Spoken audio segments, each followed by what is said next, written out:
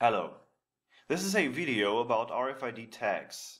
What they are, how they are everywhere around you, most probably without your knowledge, on which principles they operate, and why they are possibly dangerous. Furthermore, this video is the beginning of a whole series of videos in which I will show you how to build certain devices that will help you to protect yourself from being spied on via RFID technology.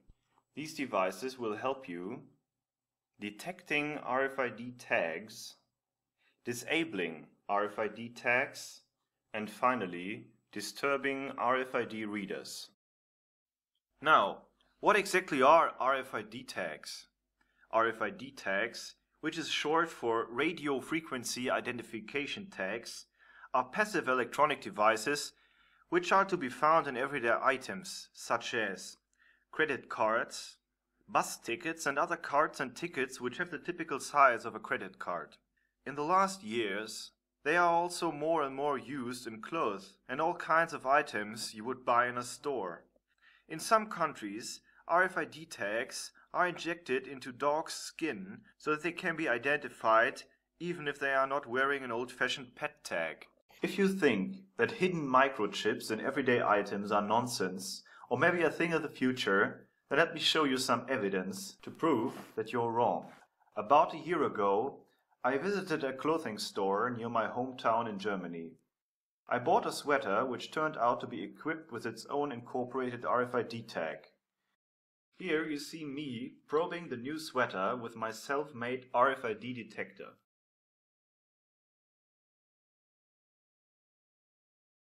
Did you see that?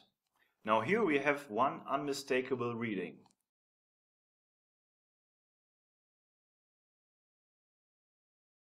As with a sweater I bought about a year ago, it seems to be the case that an RFID tag is incorporated into a label that is attached to the sweater. Here you can see a clear indication of an RFID tag that is hidden inside the label. The label is attached just behind the other label that shows the recommended washing temperature and so forth.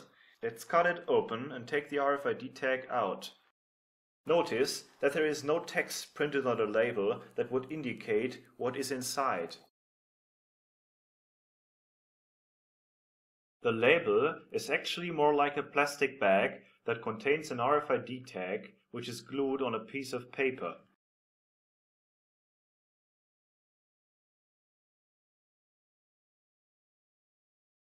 This smart label, as this kind of RFID tag is called, is relatively small in size and fits inside the tag detector's coil.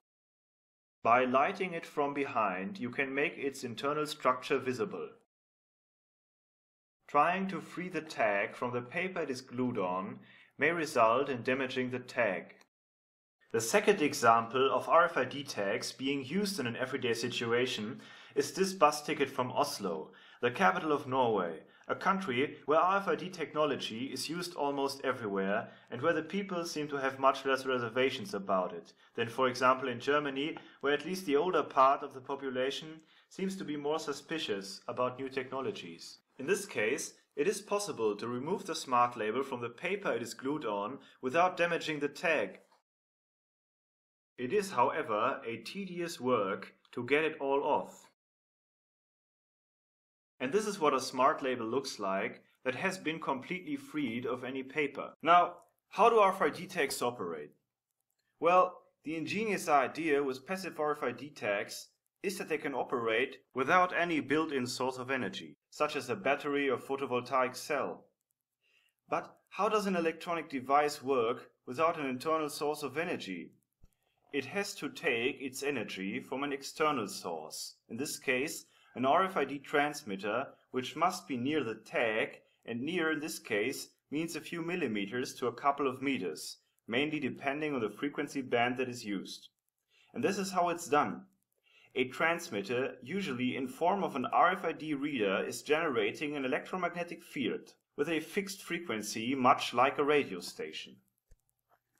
As soon as a tag is brought near the reader, the receiver circuit in the tag, which is tuned to that fixed frequency, is draining energy from the transmitter. A certain amount of that energy is then utilized to provide the chip inside the tag with an operating voltage. That chip is then switching on and off an additional load and is thus rapidly increasing and decreasing the impedance of the tag. This leads to variations in the amount of energy that is drained by the tag, which then can be measured inside the transmitter. These increases and decreases are amplified and finally interpreted as digital information by a computer that is attached to the transmitter section of the reader.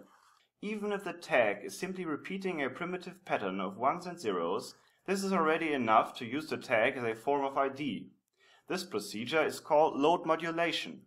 Notice that the RFID reader may also have an additional receiver circuit that can also detect the load changes caused by the RFID tag. Notice also that load modulation is only one of many different technologies which can be used in the field of RFID. While long-wave and short-wave systems rely on the magnetic part of the electromagnetic field that is generated by the reader and thus need very close inductive coupling, microwave-based systems can work within distances of up to 15 meters or more.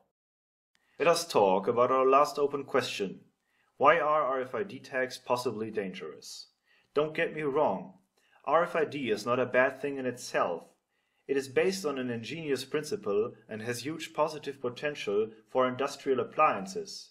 It is, however, very important that the general public is aware of the presence and the capabilities of this new technology. The first and foremost problem with RFID tags in credit cards, ID cards, passports, pieces of clothing and other items you carry around with you is that these tags transmit an identification number to every compatible RFID reader that comes near them. These readers might be in stores and public places, but hidden from sight and interconnected with each other via the internet. It will be possible to check your every move and create a profile of your movements and habits without you even noticing it. To sum it up, it is unbelievable that a technology with such negative implementations is used in pieces of clothing while probably 99.9% of the population is unaware of it.